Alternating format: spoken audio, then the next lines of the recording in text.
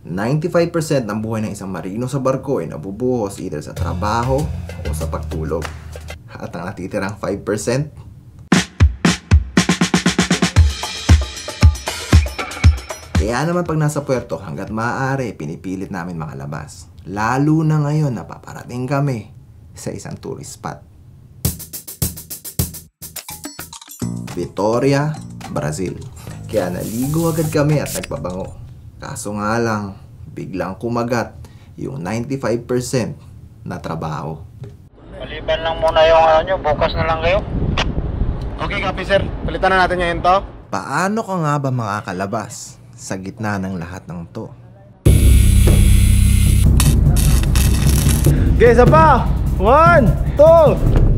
Send spring line forward and up. Sending 2 spring lines forward, sir. And 2 spring up, sir.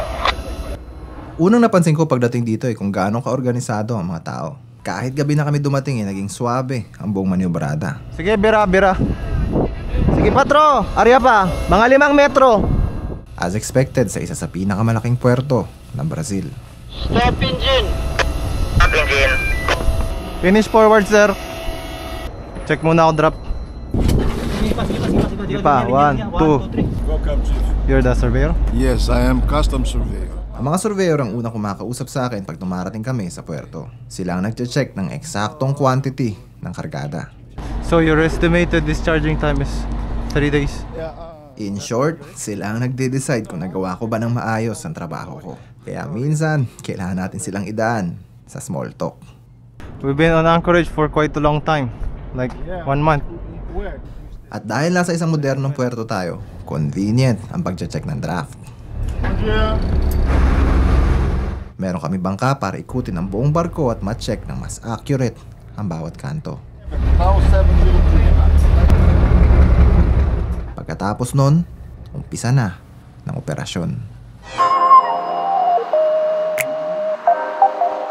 Pagpasok ng umaga, kitang-kita agad namin kung gaano lang kalapit ang syudad. Sabi nila 20 minutes lang daw.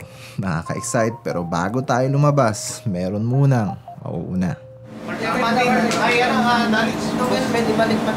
Hindi para mamasyal, kundi para umuwi. Ito na talaga, tuloy na talaga to. Hindi nakakaka. Kahit ilang uwian na ang nasasaksihan mo, hindi ka talaga masasanay. Makakaramdam ka talaga ng konting lungkot. Thanks, sir. Ito po kami, sir. Salamat, sir. Ingat. O, Jack. Yes, sir. Stay ulit.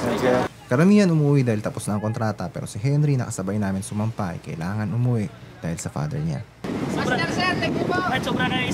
Balikan na lang, Tang. Pag alis nila, balik na ulit kami sa mga normal na buhay namin. Tuloy ang banat ng puerto buong araw, pero pagsapit ng hapon, sunod naman tayo sa labas. Hindi para umuwi, pero para mamasyal. Si Mayor, Maestro. Segundo, sir. Basta. Oo. Diyan pa, sir. Tatsuki. Lalabas kami ngayon, guys. Ina-arrange siya ni third mate ang passport at crew list at ipiprint na lang ang shore pass. Pagtingin ko sa relo, alas 6:15 pa lang ng hapon. Nang haba pa ng oras. Kaso, biglang may naputol. So, 30 minutes later, nalabas na kami ngayon. Kaso na-damage yung crane namin. So, kailangan namin ayusin. Puyatan na naman to. Uno at saka dos. Ano oras taas, boss? Ito yung pinalitan natin sa Durban. Taon ang tinatagal ng isang kable. Kahit bagong palit to, basta't nasugatan dahil sa maling paggamit, ay kailangan agad tong palitan. Okay, copy sir. Palitan na natin ngayon to. Oo, kailangan yan eh. Hindi Sa mga oras na to, yung ibang crew ay nakapwesto na para magpahinga. Pakipikit na talaga, sir. Pero dahil emergency, kailangan nandito lahat para sa preparasyon. Yun, meron na. At habang inaayos natin yung uno para hindi tumigil ang operasyon, ay ipapalipat muna natin sila sa dos. Diyan, paano na lang ng train number 2 dyan? At kinakot ko na yan sa makina. Ano pang kulang to? Yung vice grip? Iba't iba ang paraan kung paano magkabit ng kable, pero simple lang ang concept. I-welding yung magkabilang dulo ng luma at bago para pag binira ng crane yung kable, papasok yung bago at ilalabas niya yung luma. Simple lang, pero hindi madali.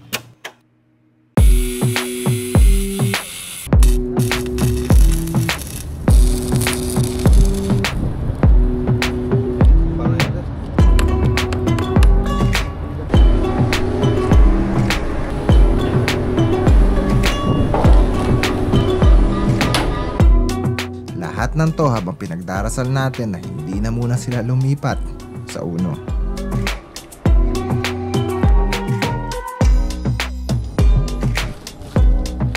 Okay, isa pa!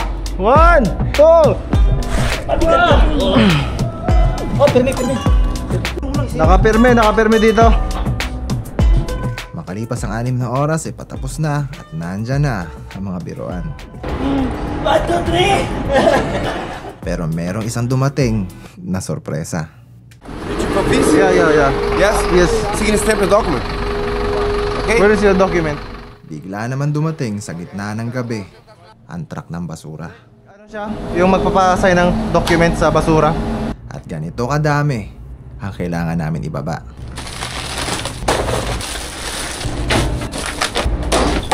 Naku! Mahaba-habang inuman!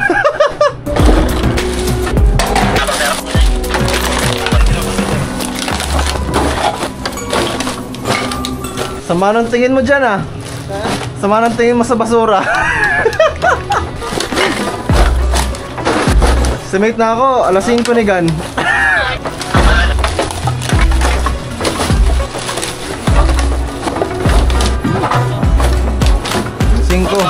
Lalabas ko lang para tuloy-tuloy. Hindi po mapara yung negosyo ba?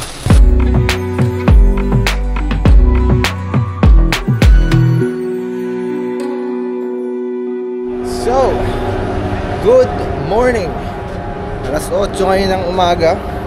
Natapos yung mga ginawa namin kagabi ng alas 3. Wala, puyatan kagabi. Tapos ngayon nakakatin pa kami ng inspector.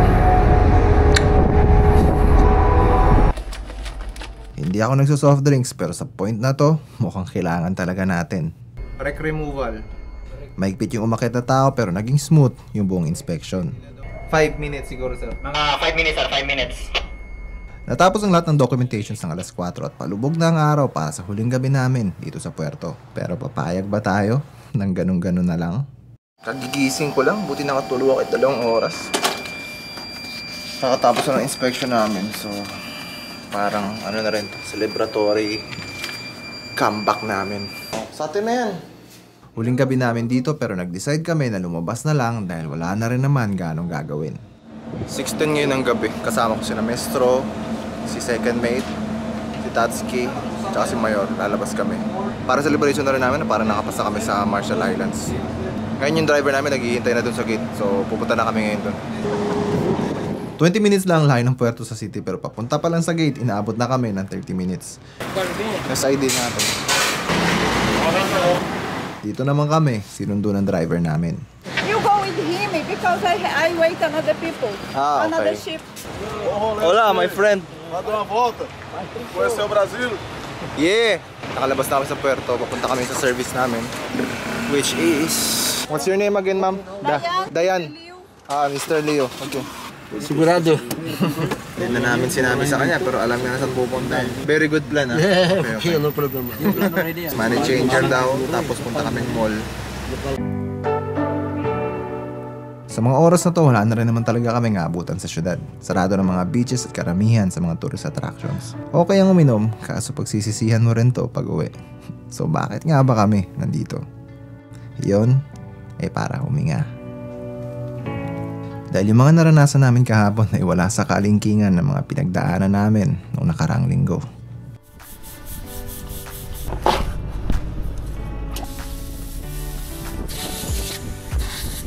At oo, meron kaming weekends para makapagpahinga. Pero hindi nun maaalis sa isip mo na nasa loob ka pa rin ng isang isla.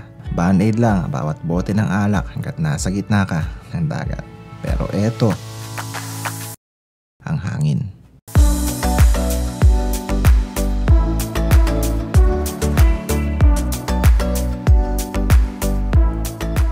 Ito ang totoong weekend makalipas ng 1 buwan sa laot at ang libreng parte sa popular na katagang Travel the World for free. Hindi man laging perpekto pero sa tingin ko ito yung dahilan kung bakit napaka-interesting ng buhay ng tao. Yung hindi mo alam kung ano ang susunod na mangyayari. 7 years ago dahil sa sobrang hirap ng promotion sa ibang kumpanya parang gusto ko nang sumuko.